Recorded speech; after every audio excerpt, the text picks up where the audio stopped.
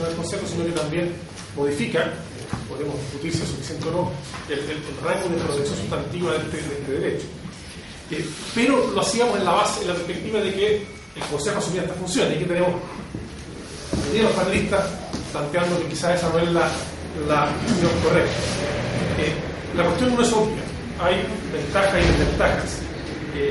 Y evidentemente, si fusionamos en el Consejo, tenemos el riesgo de deteriorar la función de transparencia, por un lado, se crea un desafío de cambio fundamental del gobierno corporativo del Consejo para la Transparencia, eso sí, inescapable, y probablemente dificultades en la administración de dos caras de una misma moneda que algunos ven más contradictoria que complementaria. Yo tiendo a verla más complementaria, y quiero decir además que, desde luego, hoy día, sin la ley, sin la atribución, estamos forzados a fallar en muchos casos en materia de transparencia. No tenemos que ponderar la debida protección de los datos personales.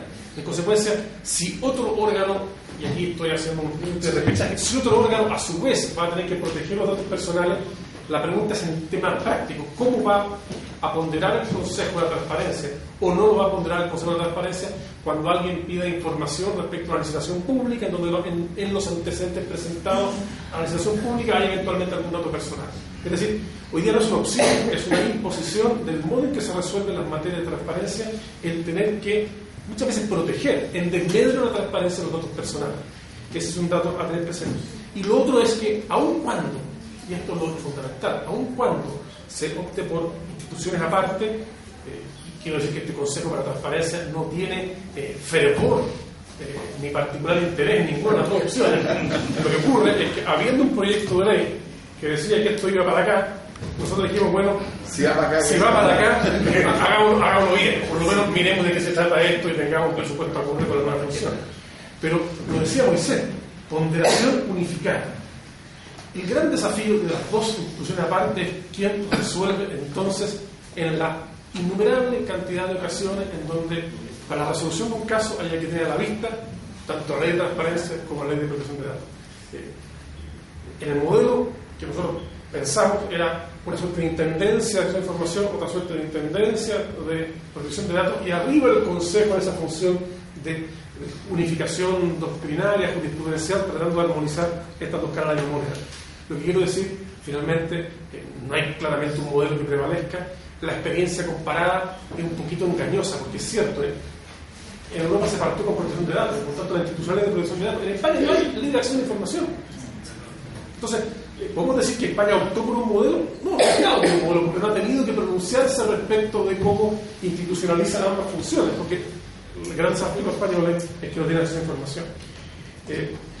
Un comentario, perdóname diputado, un comentario respecto de un fallo que a nosotros nos costó mucho resolver. El registro electoral, evidentemente a nosotros nos dolía conceder acceso a información a un registro electoral donde hay datos como de discapacitados.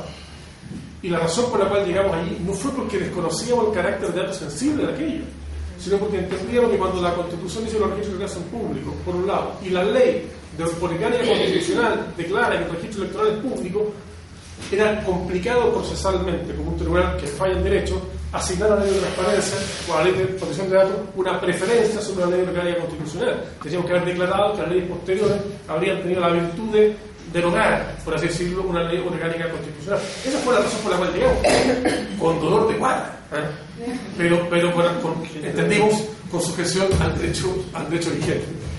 Y con bastante discusión interna y garantizar el bien jurídico superior, que es precisamente resguardar la democracia. Claro, pero ahí podríamos haber evitado el tema de discapacidad. El problema es que la ley orgánica tendríamos que haber dicho que cuando la ley orgánica constitucional dice que los registros electorales son públicos, decía son registros electorales públicos una parte del registro electoral. Y eso también. En fin, ese era el debate. Siempre se puede generar siempre la batalla. Si el registro electoral incorpora el día de mañana un nuevo dato que no estaba en la base de datos hasta hace 5 meses atrás, también hay que entregar. O sea, se transforma en cualquier dato que tenga. La ley orgánica constitucional establece todos los datos que tiene que llevar el registro electoral. Perdón, por culpa del moderador.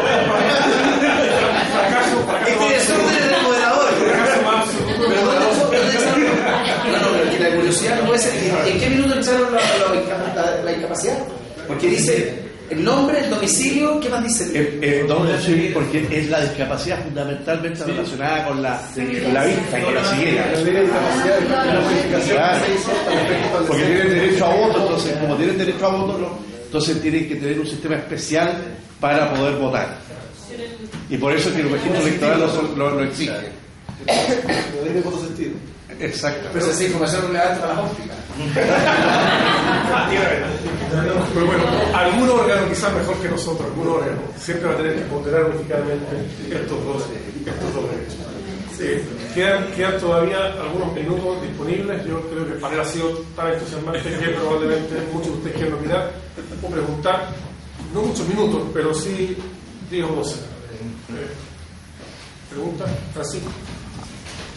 Tres preguntas muy puntuales, digamos, las distribuyo por orden. Una con Enrique, que tiene que ver con esto que le hablaba de generar externalidades del sistema, digamos, precedencia a nivel del Consejo, y que se identifica con el informe que hizo la universidad o el modelo de valor público, digamos. Entonces mi pregunta era cómo hacer que esas externalidades de alguna manera terminen en el Consejo y que el elemento recursivo, digamos, hacia las Cortes no traicionen eso para que después se revisen efectivamente, cualquiera que sea el modelo que se siga, los amparos de decisiones que tome el Consejo u otro órgano en materia de protección de datos. ¿Cómo hacer en el fondo que esa externalidad positiva se frene en el Consejo y además ayuda a que se legitime institucionalmente la institución que ve la protección de datos?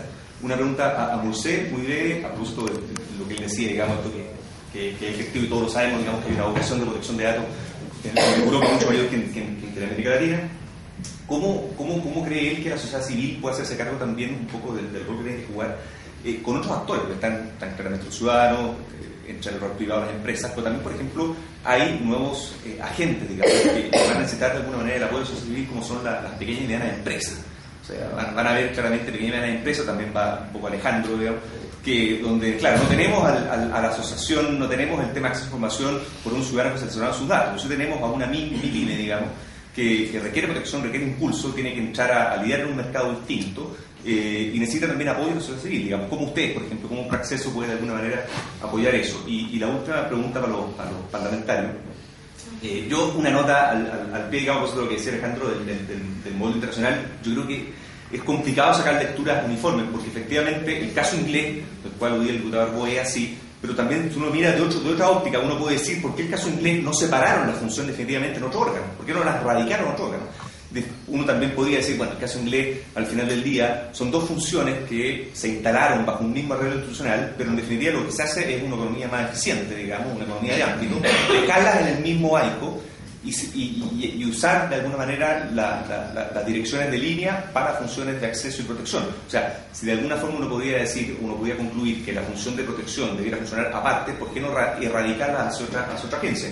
Y por otra parte, si uno mira el caso uruguayo, el caso mexicano, uno podría de alguna manera, que son los casos más recientes, digamos, en el caso continental, uno puede decir de que el acceso y la protección, por lo menos en estos dos casos, digamos, van juntos, digamos, van radicados en una misma agencia, pero insisto que yo creo que el modelo es discutible. Pero mi pregunta apunta al debate político.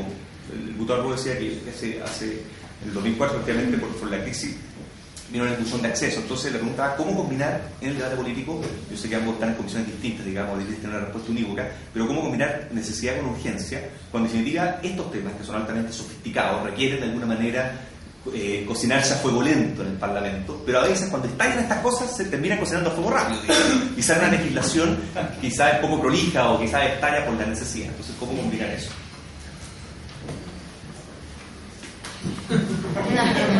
Voy a tomar preguntas más. Lo último es lo más fácil porque no se combina, sí. ¿Alguna otra pregunta, comentario breve? Jaime y José. No, yo voy a insistir en un tema que no tengo resuelto, por cierto, pero es la preocupación de cómo se consolida una eventual definición en pro de acceso